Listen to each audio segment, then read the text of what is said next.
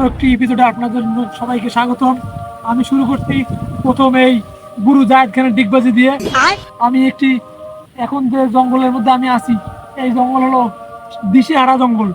এই জঙ্গলে কোনো পথ নেই, শুধু ঢুকতে পারবেন আর বেরোতে পারবেন না।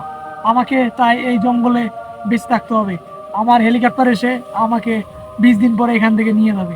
তাই আমি আজকে আপনাদেরকে দেখাবো এই জঙ্গলে আপনারা কি কি খেয়ে বেঁচে থাকবেন এবং আপনার কাছে খাদ্য না থাকলে আপনারা কি করবেন।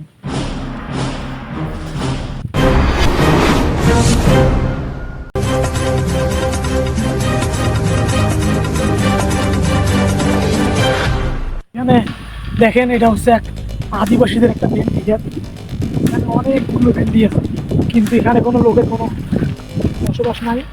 কিন্তু আমি আপনাদেরকে দেখাচ্ছি, এই দেখেন কতগুলো ভেন্ডি ধরে আছে। এই দেখেন, এই যে কত ভেন্ডি, এই দেখেন আমি আপনাকে দেখাই। দেখছেন, এটা এগুলো আপনারা নিয়ে এইভাবে খেতে আসবেন। আপনারা চাইলেও এগুলো খেয়েও 3-4 বছর এমনিতে কাটাতে পারবেন, কোনো সমস্যা নেই।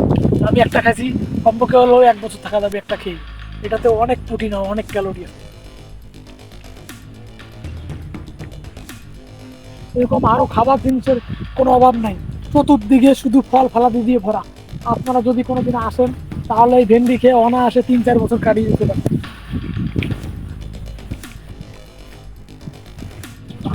এখান থেকে অনেকগুলো পাখি বেরোতে দেখছি, তার মানে ভিতরে হয়তো বা কোনো পাখির বাসা থাকতে পারে। যদি কোনো বাচ্চা টাচ্চা থাকে তাহলে আমার আজকের রাত্রে ডিনারটা হয়ে যাবে। আসুন আমরা একটু ভিতরে গিয়ে দেখি।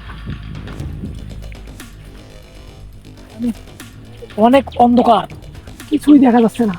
ওই দেখেন, একটা পাখির বাসা দেখা যাচ্ছে। না জানি ওর ভিতরে কিছু আছে কিনা, মনে হয় ওর ভিতরে ডিম থাকতে পারে। ওই দেখেন পাখির বাসাটা, এই যে পাখির বাসাটা এখানে একবারে নিচে। দেখি ওখানে কিছু আছে কিনা, ডিম যদি একটা থাকে তাহলে তো। একটা ডিম দেখা যাচ্ছে, এই দেখেন একটা ডিম এই পাখির বাসাটায়। আমি একটা ডিম পাইছি।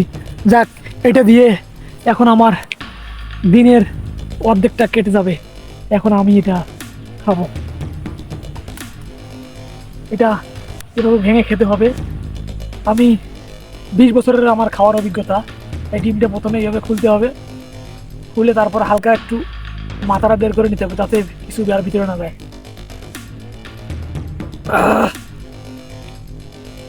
এটা আমার শরীরের এত প্রোটিনের কাজ করেছে যে আমাকে আর 1 বছর কিছু না খেলেও চলবে। এটা দেখি আরো কিছু পাই কিনা।